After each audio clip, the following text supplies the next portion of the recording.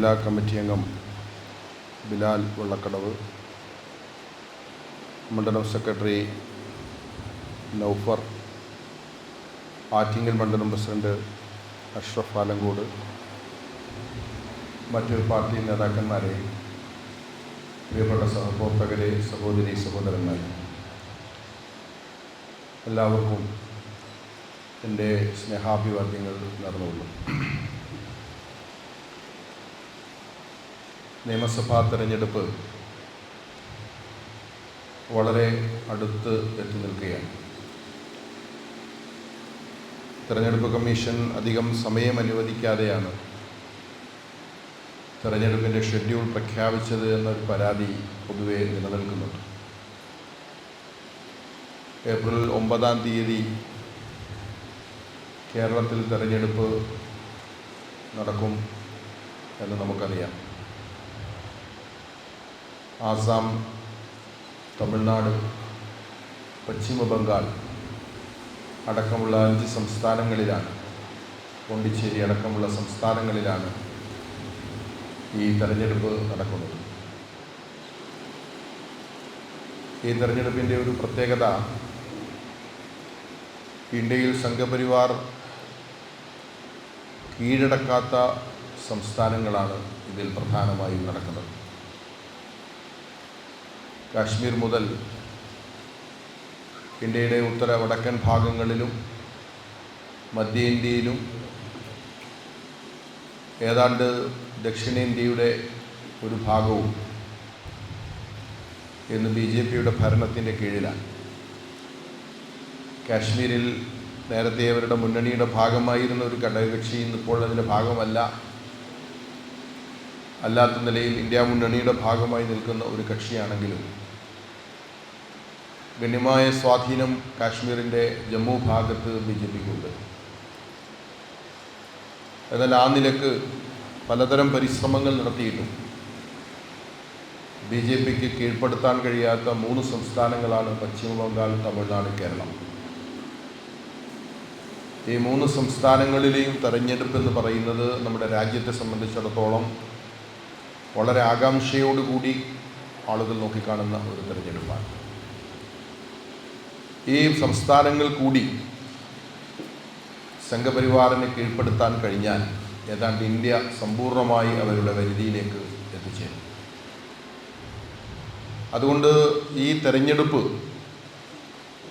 നേർക്കുനേരെ ഫാഷിസവുമായി, സംഘപരിവാറുമായി നേർക്കുനേരെ നടക്കുന്ന ഒരു മത്സരം കൂടിയാണ്. ഇതിൻ്റെ വിധി ഇന്ത്യയുടെ ഭാവി തന്നെ തീരുമാനിക്കുന്ന ഒന്നാണ്. ശക്തമായ തിരിച്ചടി സംഘപരിവാർ നേരിട്ട് വിജയം പ്രതീക്ഷിക്കുന്നിടങ്ങളിലും പ്രത്യക്ഷമായല്ലാതെ തെരഞ്ഞെടുപ്പിനെ തങ്ങൾക്ക് വേണ്ടി ഉപയോഗിക്കാൻ ശ്രമിക്കുന്ന കേരളം പോലെയുള്ള സംസ്ഥാനത്ത് ജനവിധിയും BJPക്കെതിരായി മാറുക എന്നതാണ് നമ്മളുടെ എല്ലാവരുടെയും ആഗ്രഹം. അത്തരമൊരു നിർണായക സ്വഭാവം ഈ തെരഞ്ഞെടുപ്പിനുള്ളത് കൊണ്ടുകൂടിയാണ് ഈ തെരഞ്ഞെടുപ്പിൽ നേരിട്ടു പങ്കെടുക്കാതെ, മത്സര രംഗത്ത് സ്ഥാനാർത്ഥികളെ നിർത്തിക്കൊണ്ട് നേരിട്ടു പങ്കെടുക്കാതെ ഈ തെരഞ്ഞെടുപ്പിൻ്റെ ഫലത്തെ സ്വാധീനിക്കുന്ന രാഷ്ട്രീയ പ്രവർത്തനങ്ങളുമായി മുന്നോട്ട് പോകണം എന്ന് നമ്മുടെ പാർട്ടി തീരുമാനിച്ചു. കഴിഞ്ഞ 2 തെരഞ്ഞെടുപ്പുകളിൽ കേരളത്തിൽ നമ്മുടെ പാർട്ടി രൂപീകരിച്ചതിന് ശേഷം നടന്ന 2 തെരഞ്ഞെടുപ്പുകളിലും പാർട്ടി മത്സര രംഗത്തുണ്ടായിരുന്നു. തിരുവനന്തപുരം ജില്ലയിൽ അത്തരം മത്സരത്തിനു വേണ്ടി നമ്മൾ തിരഞ്ഞെടുത്ത ചില മണ്ഡലങ്ങളുണ്ടായിരുന്നു. അവിടങ്ങളിലെല്ലാം നാം നമ്മുടെ രാഷ്ട്രീയത്തെ മുന്നിൽ വെച്ചുകൊണ്ട് ജനങ്ങൾക്കിടയിൽ നമ്മുടെ രാഷ്ട്രീയ പ്രചാരണത്തിനുള്ള ഒരു മികച്ച അവസരമായി തെരഞ്ഞെടുപ്പിനെ ഉപയോഗിക്കുകയാണ് ചെയ്തത്. 2014 പാർലമെൻറ്റ് തെരഞ്ഞെടുപ്പിൻ്റെ സന്ദർഭത്തിലും ആറ്റിങ്ങൽ ലോകസഭാ പരിധിയിൽ നമ്മൾ മത്സരിച്ചു എന്ന കാര്യം നിങ്ങൾക്കെല്ലാവർക്കും അറിയാം. വർക്കല ഉൾപ്പെടുന്ന ആറ്റിങ്ങൽ മണ്ഡലത്തിൻ്റെ എല്ലാ ഭാഗങ്ങളിലും അതുമായി ബന്ധപ്പെട്ട പ്രവർത്തനങ്ങൾ നമ്മൾ വളരെ സജീവമായി തന്നെ സംഘടിപ്പിച്ചിരുന്നു. തെരഞ്ഞെടുപ്പിൽ അത്തരം അവസരം തുറന്നിരിക്കെ മുന്നണികളുടെ ഒന്നും ഭാഗമല്ലാത്ത വെൽഫെയർ പാർട്ടി എന്തിനാണ് കേരളത്തിലെ ഒരു മുന്നണിക്ക് പിന്തുണ കൊടുക്കുന്നത് എന്ന് നമ്മുടെ ചില അഭ്യുദയകാംക്ഷികളടക്കം സുഹൃത്തുക്കളടക്കം അത്തരം ചില ചോദ്യങ്ങൾ അന്വേഷണങ്ങൾ നടത്തുന്നുണ്ട്.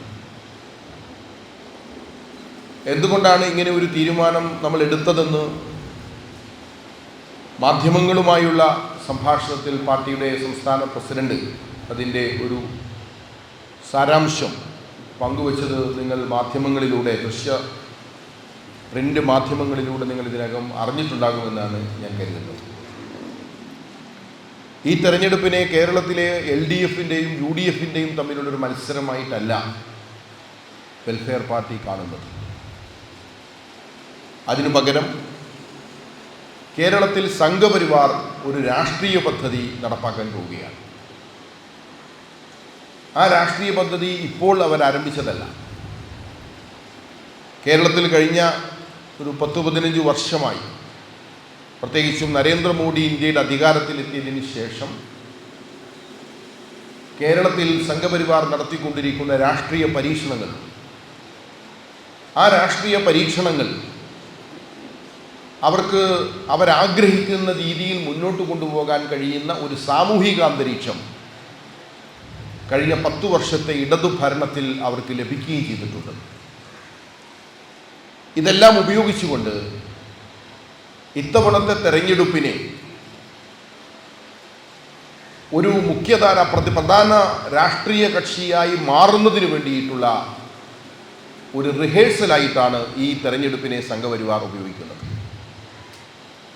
ഈ തെരഞ്ഞെടുപ്പിൽ കേരളത്തിൽ സംഘപരിവാർ അധികാരത്തിൽ വരുമെന്ന് ഒരു BJP നേതാവും പറയുന്നില്ല. അവരുടെ കൂട്ടത്തിലെ ഏറ്റവും ആത്മവിശ്വാസമുള്ള നേതാവ് പോലും ഞങ്ങൾ കേരളം ഭരിക്കുമെന്ന് പറയുന്നില്ല. ആകെ പറഞ്ഞത് വെള്ളാപ്പള്ളി നടേശൻ്റെ ഭാര്യ പ്രീതി നടേശനാണ്. അത് കണിച്ചുകുളങ്ങരയിൽ വെള്ളാപ്പള്ളി ഇത്തവണ 100 സീറ്റ് നേടി LDF അധികാരത്തിൽ വരും എന്ന് പറഞ്ഞപ്പോൾ ചങ്ങനാശ്ശേരിയിൽ പ്രീതി നടേശൻ 100 സീറ്റ് നേടി NDA അധികാരത്തിൽ വരുമെന്ന് പറഞ്ഞു. എനിക്ക് തോന്നുന്നു ഇത് രണ്ടും ഒന്നായിട്ട് അവിടെ ആ വീട്ടിൽ മനസ്സിലാക്കുന്നത് കൊണ്ട് പറഞ്ഞപ്പോൾ അങ്ങോട്ടും ഇങ്ങോട്ടും മാറിപ്പോയതാകാനാണ് സാധ്യത. കാരണം വെള്ളാപ്പള്ളി നടേശൻ ഇടതുപക്ഷത്തിൻ്റെ കൂടെയും പ്രീതി നടേശൻ നരേന്ദ്രമോദിയുടെ കൂടെയും തുഷാർ വെള്ളാപ്പള്ളി BDJS NDAയുടെ കൺവീനറുമായിട്ടുള്ള ഒരു മഹാ കോമ്പിനേഷനെയാണ് പിണറായി വിജയൻ ഇന്ന് കേരളത്തിലെ ഏറ്റവും മാതൃകാപരമായ ഒരു രാഷ്ട്രീയ സമീപനമായി കൊണ്ടു നടക്കുന്നത്. അങ്ങനെയുള്ള ചിലരല്ലാതെ BJP കേരളം ഭരിക്കുമെന്ന് ആരും പറയുന്നില്ല. അതേസമയം BJPയുടെ സംസ്ഥാന പ്രസിഡന്റ് ഒരു മാധ്യമ സംഭാഷണത്തിൽ അദ്ദേഹം പറഞ്ഞു, ഇത്തവണ കേരളത്തിൽ കോൺഗ്രസ് പരാജയപ്പെടും, തൻ്റെ കക്ഷി വിജയിക്കുമെന്നാണ് സാധാരണഗതിയിൽ ഒരു പാർട്ടിയുടെ പ്രസിഡന്റ് പറയേണ്ടത്. എന്നാൽ അദ്ദേഹം പറഞ്ഞത് ഞങ്ങൾ ജയിക്കുമെന്നല്ല, ഈ തെരഞ്ഞെടുപ്പിൽ കേരളത്തിൽ കോൺഗ്രസ് പരാജയപ്പെടും. UDFിൽ നിന്ന് മുസ്ലിം ലീഗിന് കുറച്ച് സീറ്റ് കിട്ടും. കാരണം മുസ്ലിം ലീഗ് മത്സരിക്കുന്ന പ്രദേശങ്ങളിൽ അവരെ പരാജയപ്പെടുത്താൻ കഴിയുന്ന വിധത്തിലുള്ളൊരു സാമൂഹിക പിൻബലം, ഒരു വോട്ട് ഷെയർ BJPക്ക് ഇല്ലാത്തത് കൊണ്ടാവാം ആ തോൽപ്പിക്കുന്നവരുടെ പട്ടികയിൽ നിന്ന് ലീഗിനെ ഒഴിവാക്കി കൊടുത്തത്. അപ്പോൾ വളരെ കൃത്യമായ ഒരു സന്ദേശം ഈ തെരഞ്ഞെടുപ്പുമായി ബന്ധപ്പെട്ട് BJP കേരളത്തിന് മുമ്പിൽ വെച്ചിട്ടുണ്ട്. അദ്ദേഹത്തിൻ്റെ മറ്റൊരു സംഭാഷണം ഞാൻ ഇന്നലെ കണ്ടു.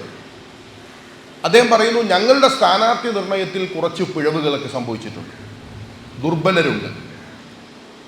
പക്ഷേ ഞങ്ങളുടെ തന്ത്രം എന്താണ് എന്ന് നിങ്ങൾക്ക് മനസ്സിലാകണമെങ്കിൽ തെരഞ്ഞെടുപ്പിൻ്റെ ഫലം വരണം.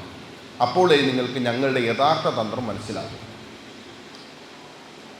നമ്മൾ ഈ കുത്തുകൾ ഇട്ടിട്ട് ചിത്രം സംയോജിപ്പിക്കുക എന്ന് പറയുന്ന ഒരു പരിപാടി, ഒരു മത്സരം കുട്ടികൾക്ക് കൊടുക്കാറുണ്ട് ബാലമാസികകളിൽ. കുറേ കുത്തുകൾ അവിടെ ഇവിടെ ഉണ്ടാകും. അതിങ്ങനെ കൂട്ടിയോജിപ്പിച്ചാൽ ഒരു പൂർണ്ണ ചിത്രം അതിലൂടെ കിട്ടും. ഞാൻ ഈ പറയുന്ന കുറച്ച് സ്റ്റേറ്റ്മെൻറ്റുകൾ നിങ്ങൾ ശ്രദ്ധിച്ചിട്ട് അതെല്ലാം കൂടി ഒന്ന് ചേർത്ത് വച്ച് നോക്കുക. അതിലൊന്നാമത്തേതാണ് BJPയുടെ സംസ്ഥാന പ്രസിഡന്റിൻ്റെ സ്റ്റേറ്റ്മെൻറ്റ്. BJPയിൽ വളരെ ആവേശപൂർവ്വം പ്രവർത്തിച്ചു കൊണ്ടിരിക്കുന്ന ഒരു മുൻ പോലീസ് ഉദ്യോഗസ്ഥൻ, DGP സ്ഥാനത്ത് നിന്ന് വിരമിച്ച ഒരു പോലീസ് ഉദ്യോഗസ്ഥനാണ് ടി.പി. സെൻകുമാർ. അദ്ദേഹം പറഞ്ഞു, ഈ തെരഞ്ഞെടുപ്പിൽ BJP പ്രവർത്തകർ ചെയ്യേണ്ടത് നമുക്ക് സ്വന്തമായി ജയിക്കാൻ കഴിയുമെന്ന് കരുതുന്ന കുറച്ച് മണ്ഡലങ്ങളുണ്ട്. ആ മണ്ഡലങ്ങളിൽ ജയിക്കാൻ ആവശ്യമായ ഊർജിത പ്രവർത്തനം നടത്തണം. എന്നാൽ നമുക്ക് ജയിക്കാൻ കഴിയാത്ത മണ്ഡലങ്ങളുണ്ട്. അവിടങ്ങളിൽ UDFനെ പരാജയപ്പെടുത്താൻ LDFന് വോട്ട് ചെയ്യണം. അങ്ങനെ പരാജയപ്പെടുത്തേണ്ടവരുടെ പട്ടികയിലെ 1-ാം സ്ഥാനത്ത് കേരളത്തിലെ പ്രതിപക്ഷ നേതാവ് VD സതീശനെയാണ് ഞാൻ ഉൾപ്പെടുത്തുന്നത്. അദ്ദേഹം ഒരു കാരണവശാലും ജയിക്കാൻ പാടില്ല. ആ മണ്ഡലത്തിലെ BJPക്കാർ LDFനാണ് വോട്ട് ചെയ്യേണ്ടത്. ഇതാണ് സെൻകുമാറിൻ്റെ ഉപദേശം. മൂന്നാമത്തേത്, BJPയുടെ ചാനൽ ചർച്ചകളിൽ BJPയെ പ്രതിനിധീകരിച്ച് വരുന്ന ഒരു വക്താവുണ്ട്, അവരുടെ ഔദ്യോഗിക വക്താവ് ഷാബു പ്രസാദ് എന്നാണ്. നിങ്ങൾക്കറിയാം, അദ്ദേഹം മാധ്യമങ്ങളിലൊക്കെ വന്നിരുന്ന് സജീവമായി പങ്കെടുക്കുന്നവരാണ്. അദ്ദേഹം പറഞ്ഞു, ഈ തെരഞ്ഞെടുപ്പിൽ ഞങ്ങൾക്കൊരാഗ്രഹമുണ്ട്, അത് ഒരു വട്ടം കൂടി കേരളത്തിൽ ഇടതുപക്ഷം അധികാരത്തിൽ വരണം. സംസാരിക്കുന്നത് BJPയുടെ പ്രതിനിധിയാണ്. അദ്ദേഹം പറയേണ്ടത് എന്താ? ഈ തെരഞ്ഞെടുപ്പിൽ ഞങ്ങളുടെ ഒരു 4 ആൾ ജയിക്കണം, അല്ലെങ്കിൽ ഞങ്ങൾ ഭരിക്കണം. അത് പറയാനാണ് ഇയാൾ അവിടെ വന്നിരിക്കുന്നത്. പക്ഷെ അദ്ദേഹം പറയുന്നു, ഞങ്ങളുടെ ആഗ്രഹം BJP ഒരു വട്ടം കൂടി ഇടതുപക്ഷം വരണം. എന്തിനാ? അങ്ങനെ സംഭവിച്ചാൽ 10 വർഷമായി അധികാരത്തിൻ്റെ പുറത്തു നിൽക്കുന്ന UDFന് ഒരു പ്രാവശ്യം കൂടി അധികാര നഷ്ടം സംഭവിക്കും. അങ്ങനെ അധികാര നഷ്ടം തുടർച്ചയായി സംഭവിച്ചാൽ UDF തകരും. UDF തകരുന്നു എന്നത് ഒരു കാര്യം. രണ്ടാമത്, ഇന്ത്യയുടെ ചരിത്രത്തിൽ എവിടെയെങ്കിലും 3 വട്ടം ഇടതുപക്ഷം ഭരിച്ചിട്ടുണ്ടെങ്കിൽ അവിടങ്ങളിലെല്ലാം പിന്നീട് ആ ഇടതുപക്ഷത്തെ കാണാൻ കിട്ടിയിട്ടില്ല. കേരളത്തിലെ ഇടതുപക്ഷക്കാരെ ജനങ്ങൾ ഓടിച്ചിട്ട് തല്ലുന്ന ഒരു സമയം വരും. അതിന് ഞങ്ങൾ കണ്ട പദ്ധതി ഒരു വട്ടം കൂടി ഇടതുപക്ഷത്തെ അധികാരത്തിൽ കയറ്റുക എന്നതാണ്. ഇതേ അഭിപ്രായം തന്നെ അവരുടെ മറ്റൊരു വക്താവ് ശങ്കു ടി ദാസ്, ഇപ്പോൾ അദ്ദേഹം ഷൊർണൂർ മണ്ഡലത്തിലെ BJPയുടെ സ്ഥാനാർത്ഥിയാണ്. അദ്ദേഹവും ഇതേ അഭിപ്രായം മാതൃഭൂമിയുടെ ചാനൽ ചർച്ചയിൽ പങ്കെടുക്കുമ്പോൾ പറയും. ഇപ്പോൾ ഗുരുവായൂർ മത്സരിച്ചു കൊണ്ടിരിക്കുന്ന BJPയുടെ നേതാവ് ഗോപാലകൃഷ്ണൻ, അദ്ദേഹം മാധ്യമങ്ങളോട് പറഞ്ഞു, ഞങ്ങളുടെ ഒരു വലിയ ഒരു സ്വപ്നം കോൺഗ്രസ് മുക്ത ഭാരതമാണ്. കോൺഗ്രസ് മുക്ത ഭാരതം എന്ന് പറഞ്ഞാൽ അത് കേരളത്തിന് സംഭവിക്കണം. ഇപ്പോൾ കേരളത്തിൽ കോൺഗ്രസ് മുക്ത കേരളം ഉണ്ടാകണം. അതിന് ഞങ്ങളുടെ ഒരു പദ്ധതി, 1-ാം സ്ഥാനത്ത് ഭരണകക്ഷി, 2-ാം സ്ഥാനത്ത് പ്രതിപക്ഷം, 3-ാം സ്ഥാനത്ത് ഞങ്ങൾക്ക് ഇവിടുന്ന് ഒറ്റയടിക്ക് 1-ാം സ്ഥാനത്ത് എത്താൻ കഴിയില്ല. ഞങ്ങൾക്ക് ആദ്യം 2-ാം സ്ഥാനത്ത് എത്തണം. അതിനെന്ത് വേണം? 2-ാം സ്ഥാനത്ത് നിൽക്കുന്നവരെ തോൽപ്പിച്ച് 1-ാം സ്ഥാനക്കാരെ ജയിപ്പിക്കണം.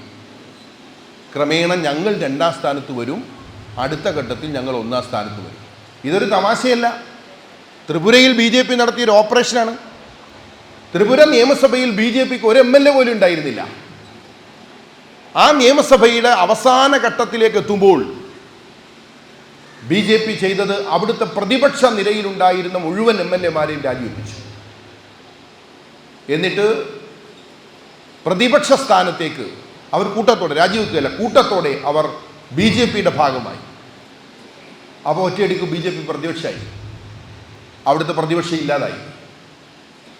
വളരെ അടുത്തു നടന്ന നിയമസഭാ തെരഞ്ഞെടുപ്പിൽ BJP ത്രിപുര ഭരിച്ചു. ഇപ്പോൾ ത്രിപുരയിൽ പ്രതിപക്ഷം അതീവ ദുർബലമാണ്. ബംഗാളിൽ BJP വളരെ വളരെ പിറകിലുണ്ടായിരുന്നൊരു പാർട്ടിയാണ്. ദീർഘകാലം CPM 30 വർഷം തുടർച്ചയായി CPM ഭരിച്ചൊരു സംസ്ഥാനം. പിന്നീട് നന്ദിഗ്രാം സംഭവത്തെ തുടർന്ന് ഉണ്ടായ ജനകീയ പ്രക്ഷോഭത്തിൻ്റെ മുൻനിരയിൽ നിന്ന് ആ സമരത്തെ നയിച്ചതുകൊണ്ട് മമതാ ബാനർജിയുടെ നേതൃത്വത്തിൽ തൃണമൂൽ കോൺഗ്രസ് ബംഗാളിലെ ഭരണത്തിലേക്ക് എത്തി. അപ്പോഴും പ്രതിപക്ഷം അവിടെ CPM ആയി, കമ്മ്യൂണിസ്റ്റ് പാർട്ടിയായി. കോൺഗ്രസ് ആകട്ടെ അവിടെ നേരത്തെ തന്നെ സംസ്ഥാനം ഭരിച്ചൊരു പാർട്ടിയാണ്. അവർക്കും ഒരു ചെറിയ സ്വാധീനം അവിടെ ഉണ്ടായിരുന്നു. BJPയെ ബംഗാൾ പിടിക്കാൻ തുടങ്ങുമ്പോൾ BJPയുടെ സ്ഥാനം വളരെ 4-ാമത്തെ സ്ഥാനമാണ്. തൃണമൂൽ കോൺഗ്രസ്, CPMൻ്റെ ഇടതുപക്ഷം, കോൺഗ്രസ് നേതൃത്വം നൽകുന്ന മുന്നണി 4-ാമത്തെ സ്ഥാനത്താണ് ബംഗാളിൽ BJP ഉണ്ടായിരുന്നത്. ഇപ്പോൾ ബംഗാളിൽ BJP ഏത് പൊസിഷനിലാണ്? ഇപ്പോൾ ബംഗാളിൽ BJP പ്രതിപക്ഷ സ്ഥാനത്തെത്തി. 78 MLAമാരുള്ള ഒരു പ്രതിപക്ഷ പാർട്ടിയായി എത്തി. ഇടതുപക്ഷവും കോൺഗ്രസും എവിടെ എത്തി? രണ്ടു കൂട്ടർക്കും നിയമസഭയിൽ പ്രാതിനിധ്യം തന്നെയില്ല. അപ്പോൾ ബംഗാളിൽ നടപ്പിലാക്കിയ, ത്രിപുരയിൽ നടപ്പിലാക്കിയ, ഇന്ത്യയുടെ വിവിധ സംസ്ഥാനങ്ങളിൽ അധികാരത്തിലെത്തുന്നതിനു വേണ്ടി സംഘപരിവാർ രൂപപ്പെടുത്തിയെടുത്തിയ ഘട്ടം ഘട്ടമായ ഒരു പദ്ധതിയാണ്. സ്വന്തമായി ജയിക്കുക എന്നതിന് സാധ്യമല്ലാത്ത ഘട്ടത്തിൽ ഏറ്റവും വലിയ ഒരു കക്ഷിയായി മാറുന്നതിനു വേണ്ടി തൊട്ടു മുന്നിലുള്ള കക്ഷിയെയും മുന്നണിയെയും പരാജയപ്പെടുത്തുക, ആ സ്പേസ് പിടിച്ചെടുക്കുക, പിന്നീട് വലിയ കക്ഷിയായി മാറുക എന്ന് പറയുന്ന നടപ്പിലാക്കപ്പെട്ട ഒരു പദ്ധതി. അതിൻ്റെ കേരള റിഹേഴ്സലാണ്, അതിൻ്റെ പരീക്ഷണമാണ് ഈ നിയമസഭാ തെരഞ്ഞെടുപ്പെന്നാണ് ഞാൻ ഇതിന് നിങ്ങളുടെ മുമ്പിൽ പങ്കുവച്ച ഈ BJP നേതാക്കന്മാരുടെ പ്രസ്താവനകളിൽ നമുക്ക് മനസ്സിലാകുന്നത്. BJPയെ പിന്തുണക്കുന്ന ഒരു ആത്മീയ അന്തരീക്ഷം BJPക്ക് അനുകൂലമായി ഉണ്ടാക്കി കൊടുക്കുന്ന സംഘപരിവാറിൻ്റെ ചില ആചാര്യന്മാരുണ്ട്. അതിലൊരാളാണ് സ്വാമി ചിദാനന്ദപുരി. അദ്ദേഹം ഈ ഒരു 2 ആഴ്ച മുമ്പ് മാധ്യമങ്ങളുമായി ഒരു അഭിമുഖം നടത്തി. അതിൽ അദ്ദേഹം ചോദ്യത്തിന് ഉത്തരമായി പറയുന്നുണ്ട്, 2019 ഞങ്ങൾ ഇടതുപക്ഷത്തിനെതിരായി വോട്ട് ചെയ്തിട്ടുണ്ട്. അങ്ങനെ ഒരു സാഹചര്യം ഇപ്പോൾ കേരളത്തിലില്ല. അപ്പോൾ ചോദ്യകാരൻ, അപ്പോൾ ഈ തെരഞ്ഞെടുപ്പിൽ BJP ജയിക്കുന്നതിനാവശ്യമായ പ്രവർത്തനം നടത്തുമെന്നാണോ? BJP ജയിക്കില്ല എന്ന കാര്യം നമുക്കെല്ലാവർക്കും അറിയാമല്ലോ, 1-2 സീറ്റിനപ്പുറത്ത്. അപ്പോൾ എന്താണ് പോളിസി? അപ്പോൾ പോളിസി ഇസ്ലാമിക തീവ്രവാദികളാൽ, മുസ്ലിം ലീഗിനാൽ, ജമാഅത്തെ ഇസ്ലാമിയാൽ നിയന്ത്രിക്കപ്പെടുന്ന ഒരു ഗവൺമെൻറ് വരാതിരിക്കാൻ ശ്രമിക്കണം. അവതാരകൻ ചോദിച്ചു, എന്ന് പറഞ്ഞാൽ ഇടതുപക്ഷത്തിന് വോട്ട് ചെയ്യണമെന്നാണോ? അങ്ങനെയും അതിനർത്ഥമുണ്ട് എന്ന് അദ്ദേഹം വളരെ ക്ലിയർ ആയിട്ട് അത് വിശദീകരിക്കുന്നുണ്ട്. ഇതാണ് കേരളത്തിൽ ഈ തെരഞ്ഞെടുപ്പിൽ സംഘപരിവാറിൻ്റെ പദ്ധതി. ഇനി നിങ്ങൾ ആലോചിച്ച് നോക്കൂ, സംഘപരിവാർ ആഗ്രഹിക്കുന്നു ഇടതുപക്ഷം അധികാരത്തിൽ വരണം. നമ്മളെല്ലാം ഫാഷിസ്റ്റ് വിരുദ്ധ പോരാട്ടത്തിൻ്റെ ഭാഗമായി നിലകൊള്ളുന്നവരാണ്. ഈ രാജ്യത്തെ ഇന്ന് ഏറ്റവും വലിയ രാഷ്ട്രീയ പ്രവർത്തനം എന്ന് പറയുന്നത് സംഘപരിവാർ കീഴ്പ്പെടുത്തിയിരിക്കുന്ന ഇന്ത്യൻ ജനാധിപത്യത്തെ, നമ്മുടെ നിയമവ്യവസ്ഥയെ, നമ്മുടെ സാമൂഹിക മണ്ഡലത്തെ തിരിച്ചു പിടിക്കുവാൻ വേണ്ടിയുള്ള പോരാട്ടമാണ്. ആ പോരാട്ടത്തിൽ ഏറ്റവും പ്രധാനം സംഘപരിവാറിനെ അധികാരത്തിൽ നിന്ന് പുറത്താക്കുക എന്നതാണ്. സംഘപരിവാറിൻ്റെ അധികാരം എന്ന് പറയുന്നതാണ് അതിൻ്റെ ആക്രമോത്സുകത വർദ്ധിപ്പിച്ചത്. 1925 മുതൽ ഇവിടെ RSS ഉണ്ട്. അവർ ഒരുപാട് വംശഹത്യകൾ നടത്തിയിട്ടുണ്ട്, വംശീയ കലാപങ്ങൾ നടത്തിയിട്ടുണ്ട്. പക്ഷേ നമ്മുടെ ഭരണ സംവിധാനത്തെ നിയന്ത്രിക്കാവുന്ന ഒരു റോളിൽ RSS എത്തിയിരുന്നില്ല. അതുകൊണ്ട് അവരുടെ നേരിട്ട് നടത്തുന്ന ഓപ്പറേഷനുകൾക്കപ്പുറത്ത് ഒരു സിസ്റ്റത്തെ, ഒരു സംവിധാനത്തെ ആകമാനം തങ്ങളുടെ വംശീയ താല്പര്യങ്ങൾക്കനുസരിച്ച് മാറ്റിയെടുക്കുവാൻ RSSന് സാധ്യമായത് ഈ അടുത്ത കാലത്താണ്. സംസ്ഥാനങ്ങളിലെ ഭരണം കിട്ടി തുടങ്ങിയപ്പോൾ ഗുജറാത്തിൽ നമ്മൾ കണ്ടു, ഒരു ഗവൺമെന്റാണ് വംശഹത്യക്ക് നേതൃത്വം കൊടുത്തത്. ഒരു മുഖ്യമന്ത്രിയാണ് ആഹ്വാനം കൊടുക്കുന്നത്. കേന്ദ്ര പോലീസ് സംവിധാനം, സെൻട്രൽ ഫോഴ്സ് അഹമ്മദാബാദ് വിമാനത്താവളത്തിൽ ഇറങ്ങി ഈ കലാപം നടക്കുന്ന മേഖലകളിൽ, വംശഹത്യ നടക്കുന്ന മേഖലയിലേക്ക് പോകുവാൻ ആവശ്യമായ ട്രാൻസ്പോർട്ടിംഗ് സംവിധാനം ആവശ്യപ്പെട്ടപ്പോൾ ഗുജറാത്ത് പോലീസ് അവർക്ക് അതിൻ്റെ മുഖ്യമന്ത്രിയുടെ ഓഫീസ് നൽകിയ മറുപടി, ഞങ്ങൾ ആവശ്യപ്പെടുമ്പോൾ നിങ്ങൾ വന്നാൽ മതി, ഇപ്പോൾ അവിടെ തന്നെ വിശ്രമിച്ചുകൊള്ളൂ എന്നാണ്. എന്ന് പറഞ്ഞാൽ നിശ്ചയിച്ച സമയം പൂർത്തിയായിട്ടില്ല, വംശഹത്യക്ക് ആവശ്യമായ സമയം പൂർത്തിയായിട്ടില്ല. അത് കഴിയുമ്പോൾ ഞങ്ങൾ പറയും അപ്പോൾ വന്നാൽ മതി. ഒരു ഗവൺമെന്റ്, ഒരു മുഖ്യമന്ത്രി, ഒരു സംസ്ഥാന സംവിധാനം നേതൃത്വം കൊടുത്തുകൊണ്ടാണ് ഗുജറാത്ത് വംശഹത്യ നടന്നത് എന്ന് പ്രിയമുള്ളവരെ നമുക്കറിയാം. ഇന്ത്യയിൽ എവിടെയൊക്കെ സംഘപരിവാറിന് അധികാരം ലഭിച്ചോ ആ സംസ്ഥാനങ്ങളിലെല്ലാം എല്ലാ നിയമവ്യവസ്ഥകളും, ഭരണഘടന പരിഷ്കരിച്ചിട്ടില്ല. പക്ഷേ ഗവേൺസിലൂടെ, ഭരണ നിർവഹണത്തിലൂടെ ഭരണഘടനാ താല്പര്യങ്ങൾ സമ്പൂർണ്ണമായി അട്ടിമറിച്ച്, ന്യൂനപക്ഷ പരിരക്ഷകൾ എടുത്തു കളഞ്ഞ്, മതസ്വാതന്ത്ര്യത്തെ നിഷേധിച്ച് നമ്മുടെ മുഴുവൻ ജനാധിപത്യ സ്ഥാപനങ്ങളെയും ചൊൽപ്പടിയിൽ നിർത്തിക്കൊണ്ടാണ് സംഘപരിവാർ അധികാരം നടത്തിക്കൊണ്ടിരിക്കുന്നത്. ഇന്നലെ അലഹാബാദ് ഹൈക്കോടതി പറഞ്ഞു, ഇന്ത്യയിൽ ഒരുപാട് മതവിശ്വാസികളുണ്ട്, അതുകൊണ്ട് എൻ്റെ മതം മാത്രമാണ് ശരി എന്ന് ഇനി ഇവിടെ ആരും പറയാൻ പാടില്ല. അത് പറഞ്ഞാൽ അത് തെറ്റാണ്. അതിൻ്റെ പേരിൽ കേസ് ചുമത്തപ്പെട്ട ഒരു ക്രിസ്തീയ പുരോഹിതൻ തൻ്റെ മേൽ ചുമത്തപ്പെട്ട ഈ കേസ് റദ്ദ് ചെയ്യണം എന്നാവശ്യപ്പെട്ട് ഹൈക്കോർട്ടിലെത്തിയപ്പോൾ ഹൈക്കോടതി ജഡ്ജി പറയുന്നു, നിങ്ങൾ ചെയ്തത് തെറ്റാണ്. ഇവിടെ ഒരുപാട് മതങ്ങൾ ഉണ്ടായിരിക്കെ നിങ്ങളുടെ മതം മാത്രമാണ് ശരി എന്ന് നിങ്ങൾ പ്രസംഗിച്ചു, തെറ്റല്ലേ, കുറ്റമാണ്, ജയിലിൽ പോവും. അതുകൊണ്ട് കേസ് റദ്ദ് ചെയ്യില്ല. നിങ്ങൾ ആലോചിച്ച് നോക്കൂ, ഇന്ത്യയുടെ ഭരണഘടന എവിടെയുണ്ട്? ആ ഭരണഘടനയിൽ പറയുന്നു, ആർട്ടിക്കിൾ 25, എല്ലാ മതവിഭാഗങ്ങൾക്കും അവരുടെ വിശ്വാസം അതനുസരിച്ച് ജീവിക്കാൻ, അത് പ്രചരിപ്പിക്കാൻ, അതിനാവശ്യമായി സംഘടന പ്രവർത്തനം നടത്താൻ ഇന്ത്യൻ ഭരണഘടന സ്വാതന്ത്ര്യം നൽകുന്നുണ്ട്. ഈ ഭരണഘടന വ്യാഖ്യാനിച്ച് വിധി പറയേണ്ട ജഡ്ജി പറയുന്നു, നിങ്ങൾ ചെയ്തത് തെറ്റാണ്. ഇത് രാഷ്ട്രീയ പാർട്ടികൾക്ക് കൂടി ബാധകമാക്കിയാൽ ഇന്ത്യയിലെ രാഷ്ട്രീയ പാർട്ടികളെല്ലാം പിരിച്ചുവിടേണ്ടി വരും. കാരണം ഓരോ രാഷ്ട്രീയ പാർട്ടിയും അവരുടേതാണ് ഏറ്റവും വലിയ ദൈവം എന്നാണല്ലോ, അതാണ് ഏറ്റവും വലിയ ഉദാത്ത സങ്കല്പം എന്നാണല്ലോ അവർ പറയുന്നത്.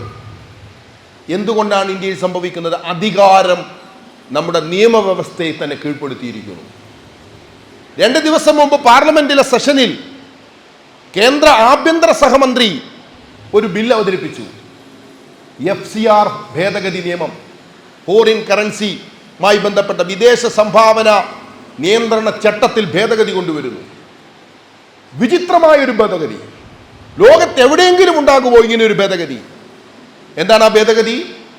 ഒരു സ്ഥാപനത്തിന്, ഒരു സംഘടനയ്ക്ക് FCR ലൈസൻസ് ഉണ്ടായിരുന്നു. ആ ലൈസൻസ് ഉണ്ടായിരുന്ന കാലത്ത് അത് ഉപയോഗിച്ചുകൊണ്ട് അവർ നിർമ്മാണ പ്രവർത്തനങ്ങൾ നടത്തി, കെട്ടിടങ്ങൾ ഉണ്ടാക്കി, ആസ്തികൾ ഉണ്ടാക്കി. പിന്നീട് ആ ലൈസൻസ് ഗവൺമെന്റ് റദ്ദ് ചെയ്യുകയോ പുതുക്കി കൊടുക്കാതിരിക്കുകയോ ചെയ്താൽ വിദേശ പണം ഉപയോഗിച്ച് നേരത്തെ നിർമ്മിച്ച മുഴുവൻ ആസ്തികളും സർക്കാരിന് പിടിച്ചെടുക്കാം. നിങ്ങൾ ആലോചിച്ച് നോക്കൂ, ഇന്ത്യയിലെ മതന്യൂനപക്ഷ വിഭാഗങ്ങളുടെ മുഴുവൻ ആസ്തിയും ഒരെതിർപ്പും കൂടാതെ പൂട്ടി താക്കോലുമായി പോകാൻ ഒരു നിയമം. ഈ രാജ്യത്തെ ഭരണഘടന അനുവദിക്കുന്ന തത്വങ്ങളിൽ നിന്ന് ഇങ്ങനെ ഒരു നിയമത്തെ നമുക്ക് വ്യാഖ്യാനിക്കാൻ കഴിയുമോ? സംഘപരിവാർ അധികാരത്തെ ഉപയോഗിക്കുന്നത് അങ്ങനെയാണ്. അതിനു മുന്നിൽ ഒരു തത്വവുമില്ല, ഒരു ലോജിക്കുമില്ല.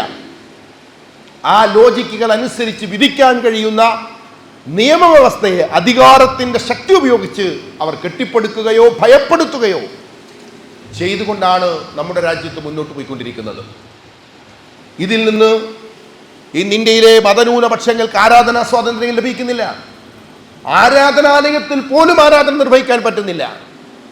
ഇപ്പോൾ ഗംഗാ നദിയിലൂടെ ബോട്ടിൽ പോകുമ്പോൾ ആ ബോട്ടിൽ ഇരുന്ന് നോമ്പ് തുറ നടത്തി ചില ആളുകൾ.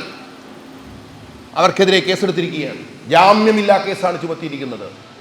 അവർക്ക് ജാമ്യം കൊടുത്തിട്ടില്ല. അവർക്ക് കോടതി എന്താ, ആർക്ക് എവിടെ ഇരുന്ന് നോമ്പ് തുറന്നൂടെ? നദിയിലോ ബോട്ടിലോ കപ്പലിലോ ട്രെയിനിലോ ബസ്സിലോ? പക്ഷേ അത് കുറ്റമാണ്. കാരണം സംഘപരിവാറിൻ്റെ വംശീയ രാഷ്ട്രം, ആ വംശീയ കാഴ്ചപ്പാടനുസരിച്ച് അവർ വിശുദ്ധമെന്ന് പ്രഖ്യാപിച്ച സ്ഥലങ്ങളിൽ മറ്റൊരു കൂട്ടർ ഒന്നും ചെയ്യാൻ പാടില്ല. സംഘപരിവാർ അതിൻ്റെ അധികാരത്തെ ഉപയോഗിച്ചു കൊണ്ടിരിക്കുന്നതിൻ്റെ തീഷ്ണത നമുക്കിതിൽ നിന്ന് മനസ്സിലാക്കാൻ കഴിയും. ഇങ്ങനെയുള്ള ഒരു ആപൽകരമായ ഭരണ സംവിധാനമാണ് സംഘപരിവാർ. അതിനെ എത്രയും വേഗം അധികാരത്തിൽ നിന്ന് പുറത്താക്കിയില്ല എങ്കിൽ ഈ രാജ്യത്ത് ഇപ്പോൾ ലഭിച്ചുകൊണ്ടിരിക്കുന്ന പരിമിതമായ, വളരെ കുറഞ്ഞ, നമ്മൾ ഈ ശ്വാസം കിട്ടാതെ വരുമ്പോൾ ഹോസ്പിറ്റലിൽ ചെല്ലുമ്പോൾ അവരാദ്യം ഇത് പിടിപ്പിക്കും, മാസ്ക് എന്ന് വെച്ചാൽ വളരെ ലിമിറ്റഡ് ആയിട്ടുള്ള ഓക്സിജനാണ്. ആ ഓക്സിജൻ ആകട്ടെ പൈസയും കൊടുക്കണം. നമ്മൾ മീറ്റർ കണക്ക് അതിൻ്റെ എന്തോ ഒരു അളവനുസരിച്ചിട്ട് ഉപയോഗിച്ച ഓക്സിജൻ്റെ പൈസയും കൊടുക്കേണ്ടി വരും. അങ്ങനെയും ശ്വാസം എടുക്കാൻ കഴിയാത്തവനെയാണ് വെന്റിലേറ്ററിലേക്ക് മാറ്റുന്നത്. ഇന്ത്യൻ ജനാധിപത്യം ഒരു വെന്റിലേറ്ററിലാണ്. വെന്റിലേറ്ററിൽ കിടക്കുന്ന ഒരു രോഗിയാണ് ഇന്ത്യയിലെ ജനാധിപത്യം. ആ പരിമിതമായ ഓക്സിജൻ ഏത് നിമിഷത്തിലും ലോക്ക് ചെയ്യാവുന്ന, നിർത്താവുന്ന ഒരു ശ്വാസഗതിയിലാണ് നമ്മുടെ ജനാധിപത്യം നിൽക്കുന്നത്. അതിനെ ഒരു പൂർണ്ണ ശ്വാസഗതിയിലേക്ക് തിരിച്ചു കൊണ്ടുവരണമെങ്കിൽ ആദ്യം നമ്മുടെ രാജ്യത്തെ ബാധിച്ചിരിക്കുന്ന ഈ മഹാവിപത്തിനെ, മാരക രോഗത്തെ നമ്മുടെ ജനാധിപത്യത്തിൽ നിന്ന്, അതിൻ്റെ അധികാരമണ്ഡലത്തിൽ നിന്ന് പുറത്തു കളയണം. ഇതാണ് ഇന്ത്യയിൽ ഏറ്റവും സുപ്രധാനമായ ഇപ്പോഴത്തെ രാഷ്ട്രീയ പ്രവർത്തനം. വെൽഫെയർ പാർട്ടി തുടങ്ങിയ സമയം മുതൽ അതിൻ്റെ ഏറ്റവും കൂടുതൽ ഊർജം ചെലവഴിച്ചുകൊണ്ടിരിക്കുന്നത് ഈ ഒരു കാര്യത്തിലാണ്. അങ്ങനെ ഇരിക്കുമ്പോൾ സംഘപരിവാറിനെ അധികാരത്തിൽ നിന്ന് പുറത്താക്കാൻ ശ്രമിക്കുമ്പോൾ, സംഘപരിവാർ അധികാരത്തിൻ്റെ പുറത്തു നിൽക്കുന്ന ഒരു സംസ്ഥാനത്ത് തന്ത്രപരമായ അതിൻ്റെ അധികാരം പിടിച്ചെടുക്കുവാനുള്ള ശ്രമം നമുക്ക് നോക്കി നിൽക്കാൻ കഴിയുമോ? അത് അങ്ങനെ നിസ്സംഗമായി നോക്കി നിൽക്കേണ്ട ഒരു കാര്യമാണോ? ഇപ്പോൾ കേരളത്തിൽ സംഘപരിവാർ അധികാരത്തിൻ്റെ പുറത്താണ്. ആ കേരളത്തിൽ അവർ അധികാരത്തിൻ്റെ പുറത്തായതുകൊണ്ട് അവർക്ക് ഒരുപാട് പരിമിതികളുണ്ട്. ആഗ്രഹിക്കുന്ന കാര്യങ്ങളെല്ലാം നടപ്പിലാക്കാൻ കഴിയില്ല. ആകെ കേരളത്തിൽ ഒരു വകുപ്പ് മാത്രമാണ് സമ്പൂർണ്ണമായി സംഘപരിവാറിന് കീഴ്പ്പെടുത്താൻ കഴിഞ്ഞിട്ടുള്ളത്. അത് നമ്മുടെ മുഖ്യമന്ത്രി പിണറായി വിജയന്റെ ആഭ്യന്തര വകുപ്പാണ്. ആഭ്യന്തര വകുപ്പ് ഒഴികെയുള്ള വകുപ്പുകളൊന്നും അവരുടെ കയ്യിൽ കിട്ടിയിട്ടില്ല. ആഭ്യന്തര വകുപ്പ് അവർ അധികാരത്തിൽ എത്താതെ തന്നെ കിട്ടി. ബാക്കിയുള്ള വകുപ്പുകൾ കേരളത്തിൻ്റെ മുഴുവൻ ഭരണവും തങ്ങളുടെ ചൊൽപ്പടിയിൽ കൊണ്ടുവരുന്നതിന് വേണ്ടിയിട്ടുള്ള പരിശ്രമത്തിലാണ് അവർ ഏർപ്പെട്ടുകൊണ്ടിരിക്കുന്നത്.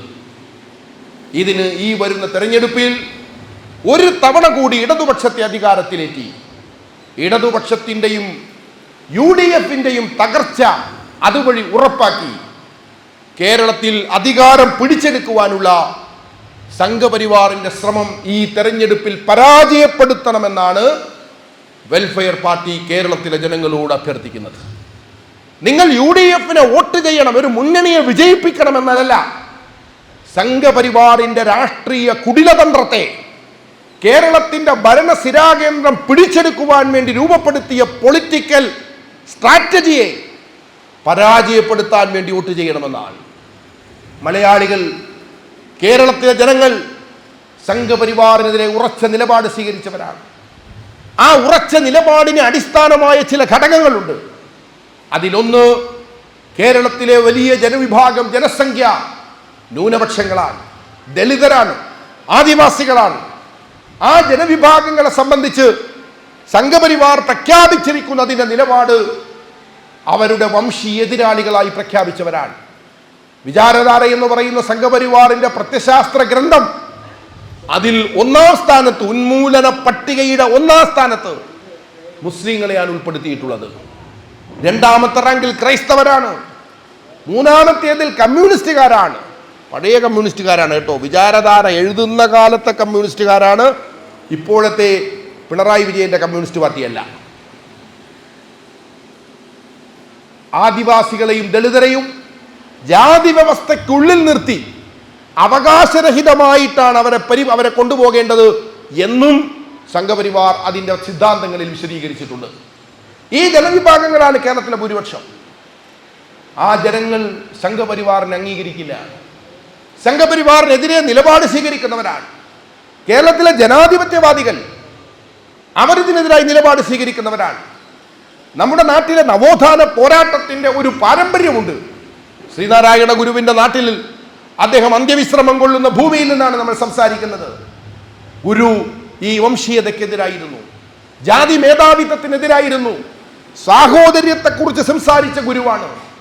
അവരെ വിദ്വേഷം പ്രചരിപ്പിക്കുന്ന സംഘപരിവാറും അവരെ പ്രിയം പറയുന്ന ഗുരുവും തമ്മിൽ ഒത്തുപോകില്ല.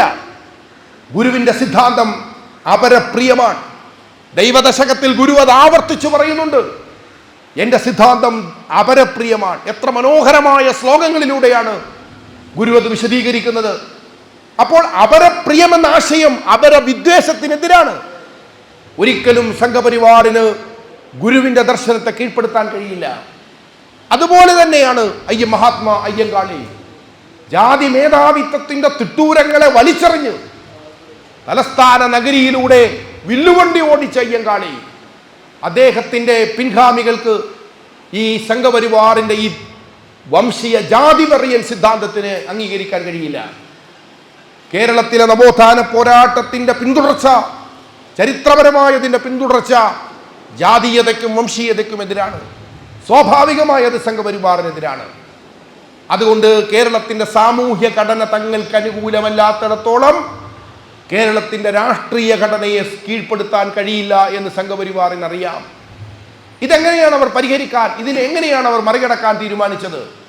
അത് മറികടക്കാൻ തീരുമാനിച്ചത് കേരളത്തിലെ ഈ കമ്മ്യൂണൽ ഹാർമണി തകരണം. ഇവർ ഒരുമിച്ച് ഇങ്ങനെ നിന്നാൽ ഒരിടവും കിട്ടില്ല. ഒരു കാല് കുത്താൻ പോയിട്ട് ഒരു വിരൽ കുത്താനുള്ള ഇടം കിട്ടില്ല. കേരളത്തിൽ നിങ്ങൾ നോക്കൂ, 1982 BJP രൂപീകൃതമായ സമയം മുതൽ BJP മത്സരിക്കുന്നുണ്ട്. പക്ഷേ കേരളത്തിൽ BJPയുടെ സ്ഥാനാർത്ഥികൾക്ക് നാമമാത്രമായ വോട്ടാണ് ലഭിച്ചിരുന്നത്. അവരെ ജനങ്ങൾ പിന്തുണക്കുന്നില്ലായിരുന്നു, അവരെ മാറ്റി നിർത്തിയിരുന്നു. അന്നത്തെ കേരളം എന്താണ്? സൗഹൃദത്തിന്റെ കേരളമാണ്. ജനങ്ങൾ ഒരുമിച്ച് അങ്ങോട്ടും ഇങ്ങോട്ടും വിവിധ ജനവിഭാഗങ്ങൾ തമ്മിൽ വളരെ മികച്ച ബന്ധം പുലർത്തുന്ന ഒരു കേരളമാണ്. അങ്ങനെ ഒരു കേരളത്തിൽ BJP വോട്ട് കിട്ടില്ല. ഉത്തരേന്ത്യൻ സംസ്ഥാനങ്ങളിലും ജനങ്ങളുടെ ഹാർമണി നിലനിന്നിരുന്നപ്പോൾ BJPക്ക് ജയിക്കാൻ കഴിഞ്ഞില്ല. അവിടെ ബാബരി മസ്ജിദ്, ശ്രീരാമ ജന്മഭൂമി തർക്കം കൊണ്ടുവന്ന് അതിൻ്റെ പേരിൽ രഥയാത്രകൾ നടത്തി, അതിന് മുന്നോടിയും പിന്നോടിയുമായി വർഗീയ കലാപങ്ങൾ നടത്തി, തുടർച്ചയായ വംശഹത്യകൾ നടത്തി, തീവ്രവാദം കീഴ്പ്പെടുത്തുന്നു എന്ന് വരുത്താൻ വ്യാജ തീവ്രവാദാക്രമണങ്ങൾ നടത്തി, ബോംബ് സ്ഫോടനങ്ങൾ നടത്തി, ജനങ്ങൾക്കിടയിൽ ഭയവും ഭീതിയും അകൽച്ചയും ഉണ്ടാക്കിയതിന് ശേഷമാണ് BJP വോട്ട് കിട്ടിയത്. BJPക്ക് ജനങ്ങൾ സ്വസ്ഥമായി സ്വച്ഛന്തമായി സാഹോദര്യത്തോടുകൂടി ജീവിക്കുന്ന ഒരു സ്ഥലത്തും BJP വോട്ട് കിട്ടില്ല. BJP വോട്ട് കിട്ടുന്നത് ഭയപ്പെടുത്തി ആളുകൾക്കിടയിൽ മുറിവുകൾ ഉണ്ടാക്കുമ്പോഴാണ്. കേരളത്തിൽ അതുകൊണ്ട് യാതൊരു സാധ്യതയുമില്ല എന്നവർക്കറിയാം. ആ സാധ്യതയെ തകർക്കാൻ BJP ഉണ്ടാക്കിയ ഒരു പദ്ധതി മുസ്ലിങ്ങളെയും ക്രൈസ്തവരെയും തമ്മിൽ അകറ്റുക എന്നതാണ്. ഇവിടെ ഒരു പ്രശ്നവുമില്ല. ഈ രണ്ട് ജനവിഭാഗങ്ങൾ തമ്മിൽ ഒരു പ്രശ്നവുമില്ല. ഒരു പ്രശ്നവുമില്ലാതിരിക്കെ പ്രശ്നമുണ്ടാക്കുന്നു. ആദ്യം അത് തുടങ്ങുന്നത് ലവ് ജിഹാദിൽ നിന്നാണ്. കേരളത്തിലെ ക്രൈസ്തവ കുടുംബങ്ങളിലെ പെൺകുട്ടികളെ മുസ്ലിം ചെറുപ്പക്കാർ അവരെ പ്രണയിച്ച് വിവാഹം കഴിച്ച് മതം മാറ്റി വിദേശത്ത് കൊണ്ടുപോയി ചാവേറുകളായി ഉപയോഗിക്കുന്നു എന്നൊരാരോപണം. അന്വേഷിച്ച പോലീസ് പറഞ്ഞു അങ്ങനെ ഒരു സംഭവം ഇവിടെ. ആളുകൾ പണ്ടും ഇപ്പോഴും ഒക്കെ പ്രണയിക്കുന്നുണ്ട്, കല്യാണം കഴിക്കുന്നുണ്ട്. ഇങ്ങനെ ഒരു പദ്ധതിയുടെ അടിസ്ഥാനത്തിൽ ഇവിടെ ഒരു കാര്യവും നടക്കുന്നില്ല. സുപ്രീം കോടതിയിൽ അടക്കം അഫിഡവിറ്റ് ഉണ്ട്. അങ്ങനെ ഒരു സംഭവമില്ല. പക്ഷേ ആവർത്തിച്ച് പറയുന്നു. ഇപ്പോൾ മത്സരിക്കുന്ന BJPയുടെ സ്ഥാനാർത്ഥി ശ്രീലേഖ IPS, ആ IPS BJP ആയിരുന്ന സമയത്ത് ഇത് ഏറ്റുപിടിച്ചു. അവർ പറഞ്ഞു കേരളത്തിൽ ലവ് ജിഹാദ് ഉണ്ട്. അപ്പോൾ അവരോട് ചോദിച്ചു, മാഡം നിങ്ങളുടെ വീട്ടിൽ നിന്നാരെങ്കിലും, കുടുംബത്തിൽ പരിചയവൃത്തത്തിൽ നിന്നാരെങ്കിലും ഇതിൽ പെട്ടിട്ടുണ്ടോ? അപ്പോൾ അവർ പറഞ്ഞു ഇല്ല, എൻ്റെ കുടുംബത്തിൽ നിന്നും ആരും പെട്ടിട്ടില്ല. നിങ്ങളുടെ പരിചിത വൃത്തത്തിൽ നിന്നാരെങ്കിലും പെട്ടിട്ടുണ്ടോ? ഇല്ല, അതുമില്ല. പിന്നെ എവിടുന്നാ പോയത്? എവിടുന്നെങ്കിലും പോയിട്ടുണ്ടാവും. ഇതാണ് ഈ സിദ്ധാന്തം. നമ്മളിത് അറിയും. നമ്മുടെ നാട്ടിലൊന്നും ഇല്ലെങ്കിൽ ഇത് വേറെ എവിടെ ഉണ്ടെന്നാണല്ലോ വിചാരിക്കുക. അങ്ങനെ ഓരോ നാട്ടിലും നോക്കുമ്പോൾ ആ നാട്ടിലുണ്ടാവില്ല.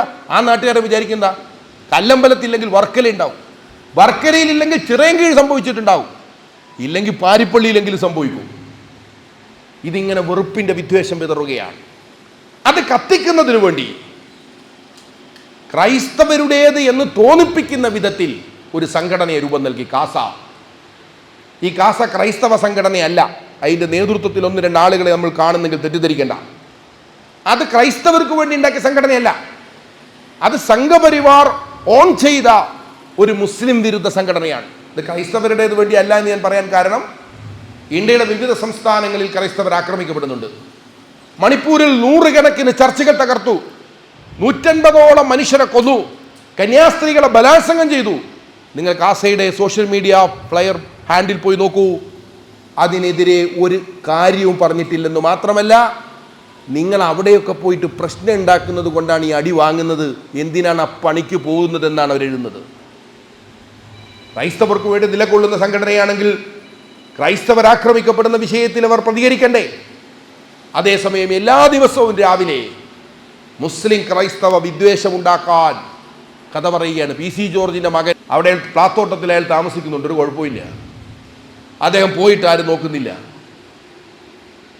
നാട്ടിലിറങ്ങി നമ്മുടെ നാട്ടിലെ സാധാരണക്കാരായ ജനങ്ങൾ, അങ്ങാടിയിൽ താമസിക്കുന്ന ആളുകളെ നമ്മൾ റോട്ടിലേക്ക് ഇറങ്ങി വായി തോന്നിയ പുലഭ്യമെല്ലാം വിളിച്ചു പറഞ്ഞ് കൈകാര്യം ചെയ്തു കളയെന്ന് പറഞ്ഞ് തോക്കും വടിയും കുന്തവും എല്ലാം എടുത്ത് പെരുമാറിയാൽ പിന്നെ നമ്മൾ റോട്ടിലേക്ക് എത്തുമ്പോൾ ആളുകൾക്ക് ധൈര്യം കിട്ടും സംസാരിക്കാൻ.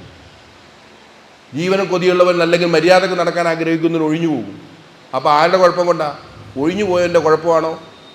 ഇത് പറഞ്ഞവൻ്റെ കുഴപ്പമാണ്. അപ്പം അന്തരീക്ഷം നിർമ്മിക്കുകയാണ്.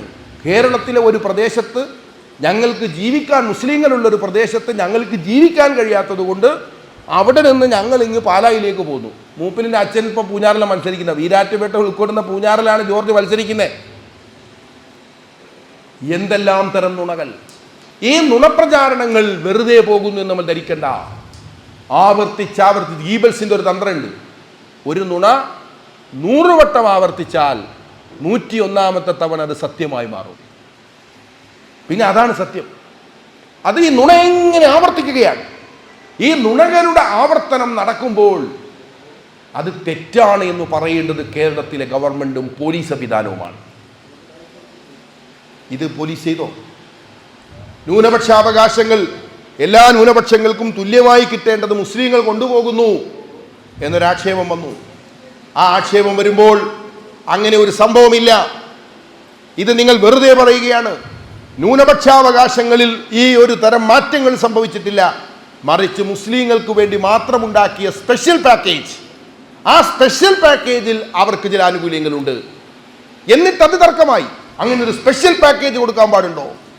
അപ്പോൾ അതും ഇളവ് വരുത്തി. മുസ്ലിങ്ങൾക്ക് മാത്രമായിട്ടുള്ള സ്പെഷ്യൽ പാക്കേജിൽ അതിൻ്റെയും വലിയൊരു ഭാഗം ഇങ്ങനെ വീതിക്കപ്പെട്ടു. ഇത് പറയുമ്പോൾ ഗവൺമെന്റ് പറയണ്ടേ? കേരളത്തിലെ മദ്രസ അധ്യാപകർക്കെല്ലാം 15,000 രൂപ വെച്ച് മാസം സർക്കാർ ശമ്പളം കൊടുക്കുന്നുണ്ട്. നമുക്കറിയാവുന്ന ഏതെങ്കിലും ഒരു മദ്രസ അധ്യാപകന് സർക്കാരിൽ നിന്ന് ഇങ്ങനെ ഒരു പൈസ കിട്ടിയിട്ടറിയോ? നാട്ടിലെ പള്ളി കമ്മിറ്റിക്കാരൻ പൈസ ഇട്ട് മാസം പിരിച്ച് ബക്കറ്റിൽ നിന്ന് പൈസ എടുത്തിട്ട് ചിലപ്പോഴൊക്കെ 1-ാം തീയതി ആകുമ്പോൾ മദ്രസാധ്യാപകനോട് പറയും കാശ് കിട്ടിയിട്ടില്ല, 2-ന് തരാം. ഏറ്റവും അവസാനമാണ് നാട്ടിൻപുറത്തൊരു പ്രയോഗമുണ്ട്, മദ്രസാധ്യാപകനും പാൽക്കാരനും പത്രക്കാരനുമാണ് അവസാനം പൈസ കൊടുക്കുക. പക്ഷേ അതിനെക്കുറിച്ച് പ്രഖ്യാപിക്കപ്പെട്ട നുണ 25,000 മദ്രസാധ്യാപകർക്ക് പ്രതിമാസം 15,000 രൂപ വീതം നമ്മുടെ ഖജനാവിൽ നിന്ന് ശമ്പളം കൊടുക്കുന്നു. ഇതെന്തൊരു വിവേചനം! അപ്പൊ ഇങ്ങനെ തോന്നുമ്പോൾ ആളുകൾക്ക് തോന്നും, എടാ ഇത് പ്രശ്നമാണല്ലോ, ഇതൊരു കൂട്ടർ ഇങ്ങനെ മൊത്തം കാര്യങ്ങളും പിടിച്ചോണ്ട് പോകുന്നു. അപ്പോൾ അവിടെ ഒരാൾ മിണ്ടാതിരിപ്പുണ്ട്. ആ മിണ്ടാതിരുന്ന മഹാന്റെ പേരാണ് കേരളത്തിന്റെ മുഖ്യമന്ത്രി സഖാവ് പിണറായി വിജയൻ. അദ്ദേഹം പറയണ്ടേ, എൻ്റെ ഗവൺമെന്റ് ഇങ്ങനെ ഒരു തെറ്റ് ചെയ്യുന്നില്ല, ഞങ്ങൾ ഇങ്ങനെ ഒരു കാര്യവും ചെയ്യുന്നില്ല, ഞങ്ങൾ എല്ലാവർക്കും തുല്യാവകാശമാണ്. മദ്രസാധ്യാപകരുടെ ക്ഷേമനിധി ബോർഡുണ്ട്. ആ ക്ഷേമനിധി ബോർഡിൽ ക്ഷേമനിധിയിൽ അംശാദായം അടക്കുന്ന എല്ലാ തൊഴിലാളികൾക്കുമുള്ള പരിരക്ഷ മദ്രസാധ്യാപകർക്കും ആ ക്ഷേമനിധി ബോർഡ് നൽകും. ചുമട്ട് തൊഴിലാളി, മത്സ്യത്തൊഴിലാളി, മദ്യവ്യവസായ തൊഴിലാളി, ഓട്ടോറിക്ഷ തൊഴിലാളി തുടങ്ങിയ നിരവധി ക്ഷേമനിധി ബോർഡുകളിൽ ഒരു ക്ഷേമനിധി ബോർഡ് മാത്രമാണ് മദ്രസാധ്യാപക ക്ഷേമനിധി ബോർഡ്. അതിൽ അവരടക്കുന്ന തുകക്കനുസരിച്ച് അവർക്ക് അതിൽ നിന്ന് ചില ആനുകൂല്യങ്ങൾ കിട്ടും. സർക്കാർ ഏത് ക്ഷേമനിധി ബോർഡിന് കൊടുക്കുന്ന ഗ്രാൻഡിനപ്പുറത്ത് ആ ബോർഡിനും പ്രത്യേകമായ ഒരു പരിരക്ഷയുമില്ല. ഇതൊന്നും വിശദീകരിക്കപ്പെട്ടില്ല. അപ്പൊ സംഘപരിവാർ 2 മതവിഭാഗങ്ങൾക്കിടയിൽ അകൽച്ചയുണ്ടാക്കാൻ വേണ്ടി നുണകൾ കെട്ടിയുണ്ടാക്കിയത് കേരളം മുഴുവൻ പ്രചരിപ്പിക്കുമ്പോൾ ആ പ്രചാരണത്തെ തിരുത്തേണ്ടുന്ന ഒരു ഭരണകൂടം കാത്തിരുന്നതിൻ്റെ കാരണം എന്താ? അടി നടക്കട്ടെ. ഈ ഐക്യം തകരുക എന്നത് സംഘപരിവാറിന്റെ മാത്രം ലക്ഷ്യമല്ല. ഈ ഹാർമണി തകരുക എന്നത് കേരളത്തിലെ ഇടതുപക്ഷത്തിന്റെ കൂടി ആവശ്യമാണ്. നിങ്ങളെ 2 ഇക്വേഷൻ, 2 സമവാക്യങ്ങൾ, ഈ സയൻസിലും ഗണിതത്തിലുമൊക്കെ സമവാക്യങ്ങൾക്ക് വലിയ പ്രാധാന്യമുള്ളതുപോലെ പൊളിറ്റിക്കൽ സയൻസിലും സമവാക്യങ്ങൾക്ക് പ്രാധാന്യമുണ്ട്. അതിൽ ഒരു സമവാക്യം കുഞ്ഞുമാണി കുഞ്ഞാലിക്കുട്ടി എന്നതായിരുന്നു. കേരളം ഈ 3 പേർ ചേർന്ന് പിടിക്കാൻ പോകുന്നു. കമ്മ്യൂണിസ്റ്റ് പാർട്ടിയിലെ ഏറ്റവും സൗമ്യനായ വ്യക്തിയാണ് സഖാവ് കോടിയേരി ബാലകൃഷ്ണൻ. ഞാൻ നിരവധി തവണ അദ്ദേഹവുമായി നേരിട്ട് സംസാരിച്ചിട്ടുണ്ട്. വളരെ സൗമ്യനാണ്, നല്ല സ്നേഹത്തോടെ പെരുമാറുന്ന ആളാണ്, നല്ല ആതിഥേയനാണ്, അതിലൊന്നും ഒരു തർക്കമില്ല. പക്ഷേ അദ്ദേഹം പാർട്ടി സെക്രട്ടറി ആയിരുന്നപ്പോൾ നടത്തിയ 1-ാമത്തെ സ്റ്റേറ്റ്മെന്റ് കുഞ്ഞാലിക്കുട്ടി കുഞ്ഞുമാണി കേരളം പിടിക്കാൻ പോകുന്നു. 2016 തെരഞ്ഞെടുപ്പിന് മുമ്പുള്ള സമവാക്യം. അപ്പോൾ കേരള കോൺഗ്രസ് UDF-ലാണ്. ഉമ്മൻചാണ്ടി ജീവിച്ചിരിപ്പുണ്ട്, മാണിയും ജീവിച്ചിരിപ്പുണ്ട്. അപ്പോൾ എന്താ സന്ദേശം? കേരളത്തിലെ ഭൂരിപക്ഷ സമൂഹത്തോട് പറയുന്നു, ദാ ന്യൂനപക്ഷങ്ങൾ കേരളം ഭരിക്കാൻ പോവുകയാണ്, ഇവരെ തോൽപ്പിക്കണമെങ്കിൽ ഞങ്ങൾ വോട്ട് ചെയ്യണം. 2016 തെരഞ്ഞെടുപ്പ് കഴിഞ്ഞ് കുറച്ച് നാൾ കഴിഞ്ഞപ്പോൾ UDF-നുണ്ടായ തർക്കത്തെ തുടർന്ന് മാണി കോൺഗ്രസ് UDF വിട്ട് LDF-ലേക്ക് പോയി. അപ്പോൾ 2020 ഒക്ടോബറിലെത്തിയപ്പോൾ കോടിയേരി സമവാക്യത്തിൽ തിരുത്തു വരുത്തി കുഞ്ഞുമാണി കുഞ്ഞാലിക്കുട്ടി എന്ന് മാറിയിട്ട് ഹസൻ അമീർ കുഞ്ഞാലിക്കുട്ടി എന്നായി. അപ്പം എന്തായി? ഒരു സമുദായം മാത്രം. ആ സമുദായം ദാ കേരളം ഭരിക്കാൻ പോകുന്നു. ഒരു മതനിരപേക്ഷ പ്രസ്ഥാനത്തിന് സംസ്ഥാന സെക്രട്ടറിയാണ്. ഒരു സംസ്ഥാനത്തെ 30% വരുന്ന ഒരു ജനവിഭാഗത്തിലെ 3 രാഷ്ട്രീയ വ്യക്തിത്വങ്ങളെ, മതവ്യക്തിത്വങ്ങളെ ചേർത്ത് വെച്ച് അപകടകരമായ ഒരു സാഹചര്യം ഉണ്ടാകാൻ പോകുന്നു. ഇതര മതവിഭാഗങ്ങൾ ശ്രദ്ധയോടുകൂടി വോട്ട് വിനിയോഗിച്ചോളൂ. നിങ്ങൾ ആലോചിച്ച് നോക്കൂ. ഈ സ്റ്റേറ്റ്മെന്റ് കോടിയേരിയല്ല നടത്തിയതെങ്കിൽ ഇങ്ങനെ ഒരു സ്റ്റേറ്റ്മെന്റ് മാത്രമായി നമുക്കൊരു ചോദ്യം വരികയാണ്. ആരാണ് പറഞ്ഞതെന്നറിയാത്ത ഒരു ചോദ്യം. ഈ 2 ചോദ്യം വെച്ചാൽ നമ്മൾ ആദ്യം ചിന്തിക്കുക, ഇത് കെ സുരേന്ദ്രനാണോ, ശശികല ടീച്ചറാണോ, തൊഗാഡിയാണോ, അമിത്ഷായാണോ എന്നല്ലേ നമ്മൾ ആലോചിക്കുക. പക്ഷേ അവരാരുമല്ല പറഞ്ഞത്, കമ്മ്യൂണിസ്റ്റ് പാർട്ടിയുടെ നേതാവാണ്. എന്ന് പറഞ്ഞാൽ ജനങ്ങൾക്കിടയിൽ സംഘർഷം വളർത്തണം എന്നൊരു പൊസിഷനിലേക്ക് കേരളത്തിലെ ഇടതുപക്ഷം CPM മാറി എന്നതിൻ്റെ ഭാഗമായിട്ടാണ് ഇത്തരം സമവാക്യങ്ങൾ രൂപപ്പെട്ടു വന്നത്. ആ സംഘർഷങ്ങൾ എത്രയും വളർന്നു കൊള്ളാൻ ഈ 10 വർഷത്തെ ഇടതുഭരണ കാലത്ത് കേരളത്തിൽ സർവതന്ത്ര സ്വാതന്ത്ര്യം ലഭിച്ചു. നിങ്ങൾ നോക്കൂ, ഇന്നലെ കേരളത്തിൻ്റെ പ്രതിപക്ഷ നേതാവ് ഒരു ഉത്തരവാദപ്പെട്ട മാധ്യമപ്രവർത്തകരുമായി നടത്തിയ ഇന്റർവ്യൂ യൂട്യൂബിൽ നിന്നും ഫേസ്ബുക്കിൽ നിന്നും ഒഴിവാക്കാൻ കേരള പോലീസ് ആവശ്യപ്പെട്ടു. മെറ്റയ്ക്ക് നോട്ടീസ് കൊടുത്തു. മെറ്റ അതിൻ്റെ അടിസ്ഥാനത്തിൽ അത് ഫേസ്ബുക്കിൽ നിന്ന് പിൻവലിച്ചു. എന്താ അതിൻ്റെ കണ്ടന്റ്? ഒരു രാഷ്ട്രീയ വിമർശനം, ഒരു രാഷ്ട്രീയ ചർച്ച. എത്ര വേഗമാണ് നടപടി!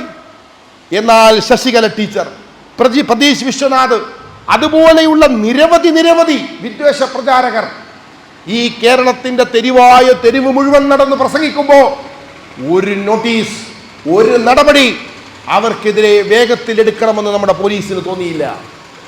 അതാ ഞാൻ പറഞ്ഞത്, കേരളത്തിലെ പോലീസ് സമ്പൂർണ്ണമായി സംഘപരിവാറിന്റെ നിയന്ത്രണത്തിലെത്തിയ ഒരു 10 വർഷമാണ് ഈ സംസ്ഥാനത്ത് കടന്നുപോയത് എന്ന് നമ്മുടെയുള്ളവരെ നമുക്കറിയാം. അതേസമയം തന്നെയാണ് വെള്ളാപ്പള്ളി നടേശൻ മറ്റൊരു കൊട്ടേഷൻ നിർവഹിക്കുന്നത്. അദ്ദേഹം പറയുന്നു, ഇവിടെ ഞങ്ങൾക്ക് ജീവിക്കാൻ പറ്റുന്നില്ല, ഞങ്ങളുടെ കാര്യം വളരെ സംഘർഷമാണ്. അദ്ദേഹം നിലമ്പൂരിൽ പോയിട്ട് പറഞ്ഞു, മലപ്പുറത്ത് ശ്വാസം കിട്ടുന്നില്ല. മലപ്പുറത്തേക്ക് എത്തിയപ്പോഴേക്കും അദ്ദേഹത്തിന് ശ്വാസമില്ല. അദ്ദേഹം വണ്ടിയിൽ ഓക്സിജൻ സിലിണ്ടറൊക്കെ വെച്ചിട്ടാണ് പോയത്. ജില്ലയുടെ അതിർത്തി കടന്നപ്പോഴേക്കും പിന്നെ മാസ്ക് ഒക്കെ പിടിപ്പിച്ചിട്ടാണ് അദ്ദേഹം പോയത്. തിരിച്ച് ജില്ല ഇറങ്ങിയപ്പോഴാണ് വീണ്ടും ശ്വാസം കിട്ടിയത്. ഇവിടെ ഞങ്ങൾ വളരെ കഷ്ടപ്പാടിലാണ്. ഒരു മാധ്യമപ്രവർത്തകൻ ചോദിച്ചു, എന്താണ് ഈ സങ്കടത്തിൻ്റെ അടിസ്ഥാനം? ഞങ്ങൾക്കൊരു കോളേജും കിട്ടുന്നില്ല. അല്ല, എന്താണ് അതിന് കിട്ടേണ്ടത്? നിങ്ങൾക്ക് സൗകര്യം ഇല്ലാത്ത എന്താ പ്രശ്നം? ഞങ്ങളുടെ സ്ഥലമുണ്ട്, കെട്ടിടമുണ്ട്, പിന്നെന്താ പ്രശ്നം? പെർമിഷൻ തരണം. ആരാ പെർമിഷൻ തരേണ്ടത്? സംസ്ഥാന സർക്കാർ. അതിന് 10 കൊല്ലമായിട്ട് സംസ്ഥാനത്ത് ഭരിക്കുന്ന ഇടതുപക്ഷമല്ലേ, എണുങ്ങുന്ന ലീഗിനെ തെറി പറയുന്നേ? ആ ചോദ്യം ചോദിച്ച മാധ്യമ പ്രവർത്തകന് നേരെ എന്തെല്ലാം അസഭ്യമാണ് അദ്ദേഹം പറഞ്ഞത് നിങ്ങൾക്കറിയാം. അപ്പോൾ എന്താണ് അദ്ദേഹം നിർമ്മിക്കാൻ ശ്രമിക്കുന്നത്? വെറുതെ പറയുകയാണ്, പ്രശ്നം. അദ്ദേഹം നിരന്തരമായ വെറുപ്പുകൾ ഉൽപ്പാദിപ്പിക്കുന്നു. ഈ വെറുപ്പ് ഉൽപ്പാദിപ്പിക്കുമ്പോൾ അദ്ദേഹം ഏത് പൊസിഷനിൽ ഇരുന്നിട്ടാണ് ഇത് ഉൽപ്പാദിപ്പിക്കുന്നത്? സംസ്ഥാന സർക്കാർ രൂപീകരിച്ച ഔദ്യോഗിക സംവിധാനമായ നവോത്ഥാന മൂല്യസമിതിയുടെ ചെയർമാൻ സ്ഥാനത്താണ് സഖാവ് വെള്ളാപ്പള്ളി നടേശൻ ഇരിക്കുന്നത്. അവിടെ ഇരുന്നു കൊണ്ടാണ് ഈ വെറുപ്പ് പറയുന്നത്. അത് അവിടെ ഇരുന്നു കൊണ്ട് നവോത്ഥാനം എന്ന് പറയുന്നത് കേരളത്തിലെ മുഴുവൻ മനുഷ്യരെയും ചേർത്ത് പിടിക്കുന്ന, ജാതിഭേദവും മതദ്വേഷമില്ലാതെ സർവരും സോദരത്തേന വാഴുന്ന മാതൃകാസ്ഥാനം. ഇതാണ് ഗുരു. ഈ ഗുരുവിന്റെ പ്രസ്ഥാനത്തിന്റെ പ്രതിനിധിയായിട്ടാണ് വെള്ളാപ്പള്ളി നടേശൻ ഇരിക്കുന്നത്. പക്ഷെ അദ്ദേഹത്തിന്റെ ഇക്വേഷൻ കോടിയേരിയുടെ ഇക്വേഷൻ പോലെ വേറൊരു ഇക്വേഷനാണ് നായാടി മുതൽ നസ്രാണി വരെ എന്നതാണ്. കേരളത്തിലെ മുഴുവൻ ജനങ്ങളില്ല. നായാടി മുതൽ നമ്പൂതിരി വരെ എന്ന ആദ്യഘട്ടത്തിൽ 2 എഡിറ്റിംഗ് ആണ്. കോടിയേരി വരുത്തിയതുപോലെ തന്നെ ഇത് എഡിറ്റിംഗ് വരുത്തി. ആദ്യം നായാടി മുതൽ നമ്പൂതിരി വരെ എന്ന് പറഞ്ഞാൽ ഭൂരിപക്ഷ സമൂഹങ്ങളെ കേട്ടുചേർത്തുകൊണ്ടാണ്. അതിൽ അദ്ദേഹം പിന്നീട് എഡിറ്റ് ചെയ്തു. ക്രൈസ്തവർക്കിടയിൽ സംഘപരിവാർ ഉണ്ടാക്കിയ ഈ വിള്ളൽ അതിനെ പൊളിറ്റിക്കലായി ഉപയോഗപ്പെടുത്താൻ കഴിയുമെന്ന് വന്നപ്പോൾ നടേശന്റെ വക എഡിറ്റിങ് നായാടി മുതൽ നസ്രാണി വരെ ഒരു കമ്മ്യൂണിറ്റിയെ അപരസ്ഥാനത്ത് നിർത്തിക്കൊണ്ട് നിരന്തരം വിദ്വേഷ പ്രസംഗം നടത്തുന്ന മഹാൻ. അദ്ദേഹം ഇരിക്കുന്ന സ്ഥാനം നവോത്ഥാന മൂല്യ സമിതിയുടെ ചെയർമാൻ. എന്താണ് ഈ നവോത്ഥാനം? എന്ത് നവോത്ഥാനമാണ് അതിലൂടെ ഉൽപ്പാദിപ്പിക്കപ്പെടുന്നത്? അത് കൂടാതെ അദ്ദേഹം എപ്പോഴൊക്കെ തെറി പറയുന്നു, അതിൻ്റെ 2 ദിവസം കഴിയുമ്പോൾ ഒരു മന്ത്രി അദ്ദേഹത്തെ ആദരിക്കാൻ പോകും. ആ മന്ത്രിയുടെ പണി തന്നെ ഈ വെറുപ്പ് ഉൽപ്പാദിപ്പിക്കുന്ന ആളുകളെ ആദരിക്കുന്നതാണ്.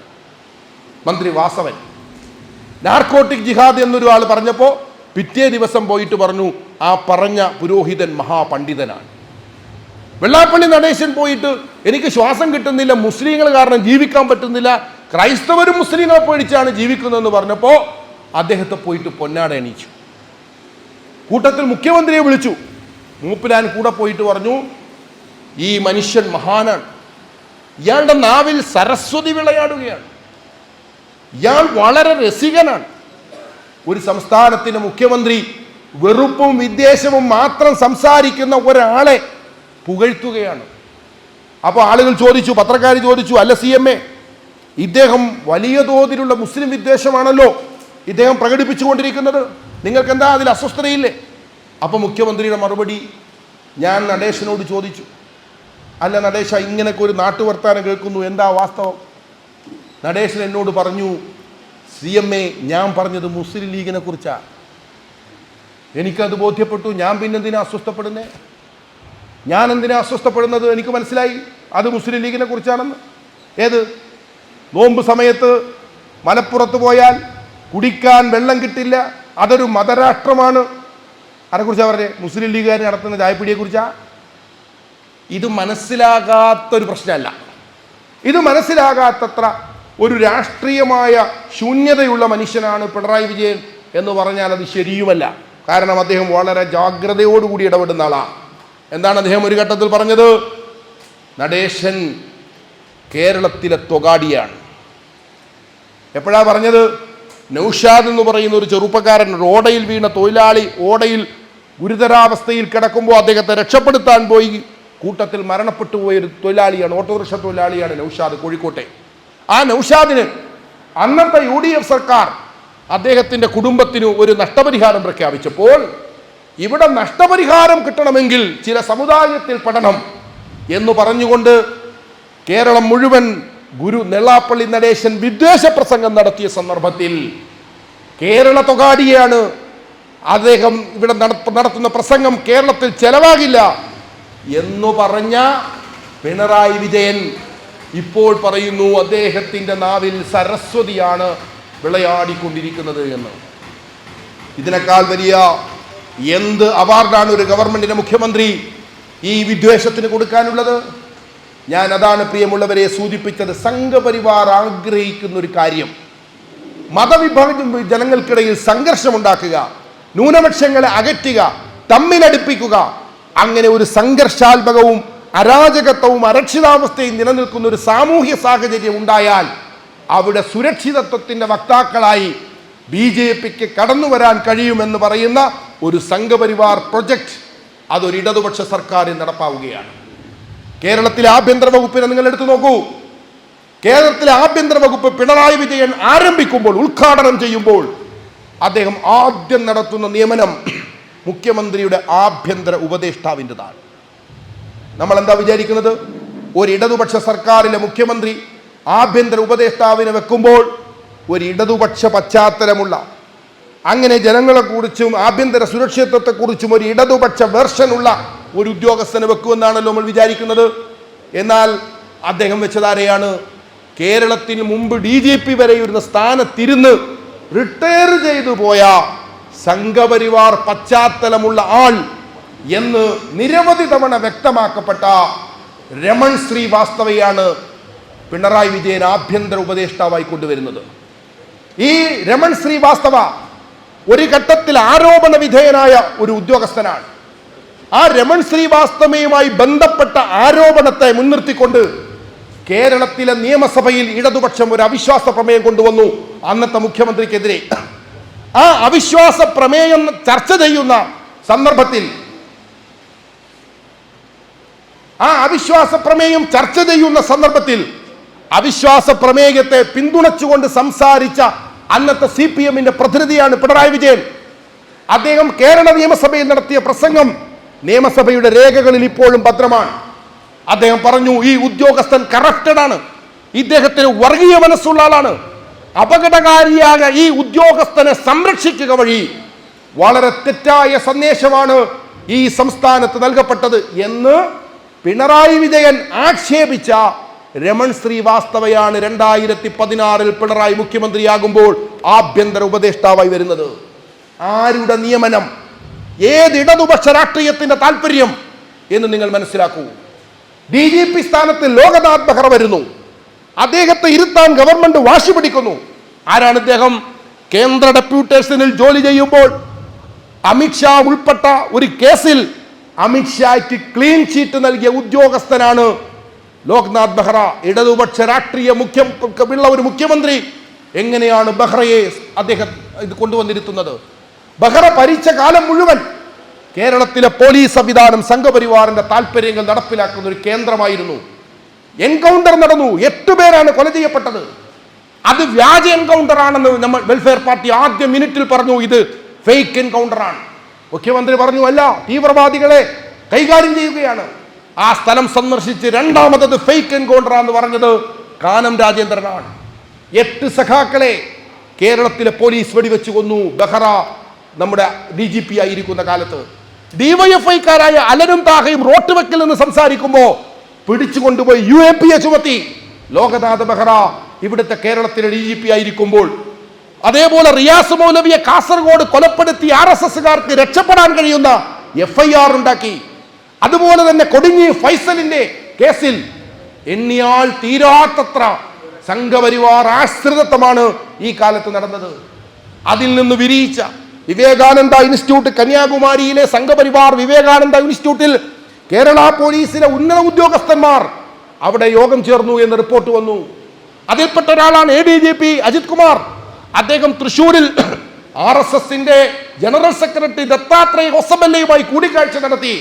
അത് സർവീസ് ചട്ടങ്ങൾക്ക് വിരുദ്ധമാണ്, അതുകൊണ്ട് നടപടി വേണമെന്ന് കേരളത്തിന്റെ DGP മുഖ്യമന്ത്രിയോട് ആവശ്യപ്പെട്ടു.